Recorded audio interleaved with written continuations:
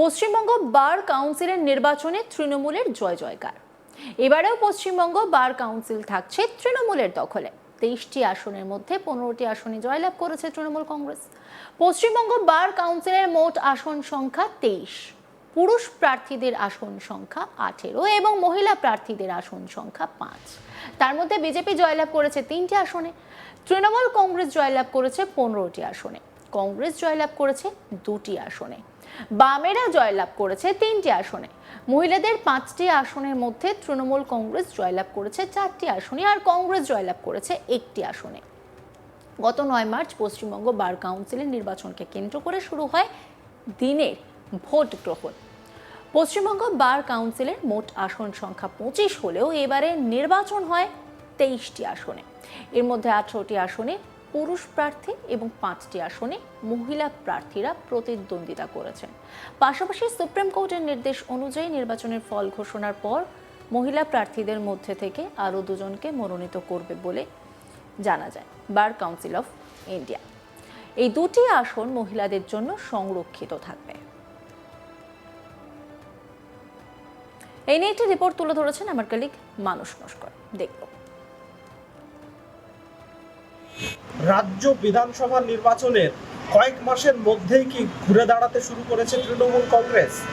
Kolkata high court বার কাউন্সিলের নির্বাচনের ফলাফলের পর এই নিয়েই জোর চর্চা শুরু হয়েছে কলকাতা হাইকোর্টে। কলকাতা হাইকোর্টে বার কাউন্সিলের নির্বাচন হয়েছিল গত মার্চ মাসে। 9 এবং 10 মার্চ রাজ্য জুড়ে দুদিন ভোটদান পর্ব চলেছিল আইনজীবীদের এই বার কাউন্সিলের নির্বাচনের। সেই নির্বাচনের ফলাফল বেরিয়েছে গতকাল এবং সেই ফলাফলে দেখা যাচ্ছে 23টি মোট 25টি আসনের মধ্যে 23টি আসনের নির্বাচন হয়েছিল এবং 2টি আসনে সেখানে মনোনীত প্রার্থীদের রাখা হবে। 23টি আসনের মধ্যে 15টি আসনেই জয়লাভ করেছে তৃণমূল কংগ্রেসের প্রার্থীরা। সেখানে প্রাক্তন বার কাউন্সিলের যিনি চেয়ারম্যান ছিলেন প্রাক্তন অশোক দেব, তিনি যেমন জয়লাভ করেছেন, তেমনি তৃণমূল কংগ্রেসের হেভিওয়েট প্রার্থী যারা ছিলেন বৈশ্বনাথ চট্টোপাধ্যায়, আফজাল মণ্ডল সহ অন্যান্য আরও একাধিক প্রার্থী যারা ছিলেন তারা জয়লাভ করেছেন। এবং এই প্রার্থীদের অধিকাংশই কালীঘাটপন্থী বলে আদালত সূত্রে জানা যাচ্ছে। স্বাভাবিকভাবেই মমতা বন্দ্যোপাধ্যায় শিবিরের কাছে এই ফলাফল অত্যন্ত খুশির খবর। আইনজীবীদের কাছেও যে সমস্ত আইনজীবীরা এই ফলাফলের দিকে তাকিয়েছিলেন তৃণমূলপন্থী, তাদের কাছে এই ফলাফল অত্যন্ত ইতিবাচক। তার কারণ বিধানসভা নির্বাচনে ফলাফল আমরা জানি যে বিধানসভা নির্বাচনে তৃণমূল কংগ্রেসের ভরাডুবি হয়েছে। তারপর তৃণমূল কংগ্রেস কার্যত ভেঙে দুভাগ হয়েছে, একদিকে ঋতব্রতপন্থী তৃণমূল আর একদিকে মমতাপন্থী তৃণমূল। এই পরিপ্রেক্ষিতে বার কাউন্সিলের এই ফলাফল তৃণমূল কংগ্রেসের কাছে অত্যন্ত খুশির খবর বা ইতিবাচক খবর বলেই আইনজীবীরা জানাচ্ছেন। বার কাউন্সিলের মোট 23টি আসনে নির্বাচন হয়।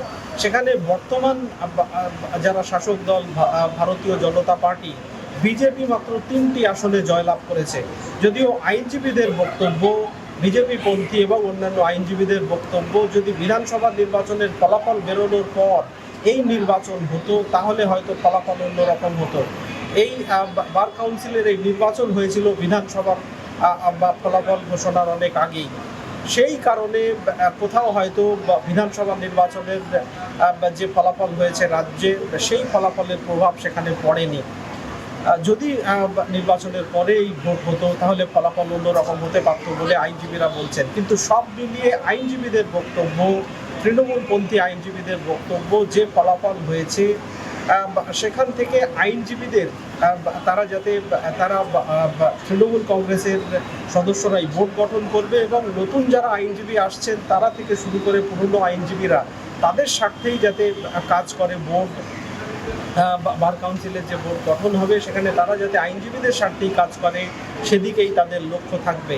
পাশাপাশি আইনজীবীদের বিভিন্ন সময় সহযোগিতা করা, কোভিডের সময় যেরকম আইনজীবীদের পাশে দাঁড়িয়েছিল বার কাউন্সিল, ঠিক একই রকমভাবে যাতে আইনজীবীদের পাশে দাঁড়ানো যায়, আইনজীবীদের স্বার্থে কাজ করা যায়, সেদিকেই মূল লক্ষ্য থাকবে তাদের বলে উল্লেখ করেছেন তৃণমূলপন্থী আইনজীবীরা।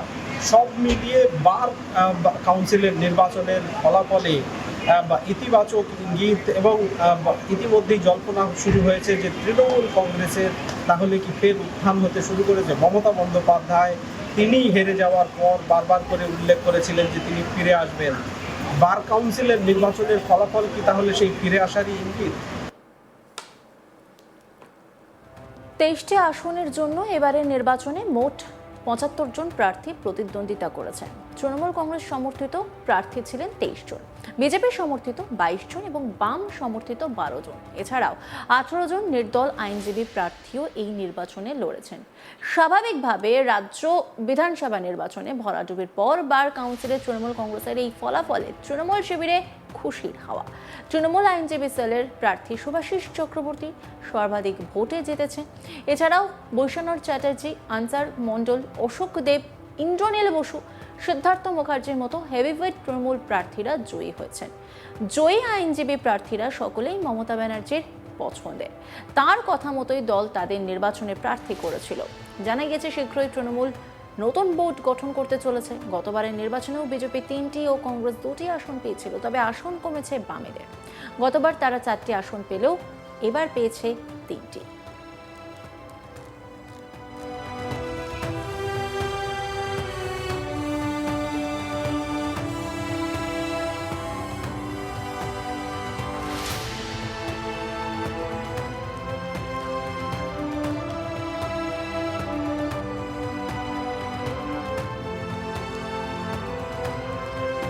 পশ্চিমবঙ্গ বার কাউন্সিলের নির্বাচনে তৃণমূলের জয় জয়কার। এবারেও পশ্চিমবঙ্গ বার কাউন্সিল থাকছে তৃণমূলের দখলে। 23টি আসনের মধ্যে 15টি আসনে জয়লাভ করেছে তৃণমূল কংগ্রেস। পশ্চিমবঙ্গ বার কাউন্সিলের মোট আসন সংখ্যা 23, পুরুষ প্রার্থীদের আসন সংখ্যা 18 এবং মহিলা প্রার্থীদের আসন সংখ্যা 5।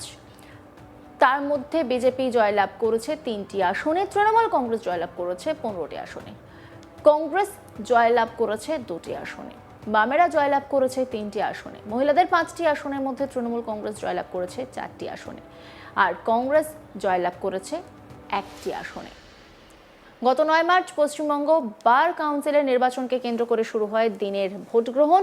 পশ্চিমবঙ্গ বার কাউন্সিলের মোট আসন সংখ্যা 25 হলেও এবারে নির্বাচন হয় 23টি আসনে। এর মধ্যে 18টি আসনে পুরুষ প্রার্থী এবং 5টি আসনে মহিলা প্রার্থীরা প্রতিদ্বন্দ্বিতা করেছেন। পাশাপাশি সুপ্রিম কোর্টের নির্দেশ অনুযায়ী নির্বাচনের ফল ঘোষণার পর মহিলা প্রার্থীদের মধ্যে আরও 1-2জনকে মনোনীত করবে বার কাউন্সিল অফ ইন্ডিয়া। এই 2টি আসন মহিলাদের জন্য সংরক্ষিত থাকবে।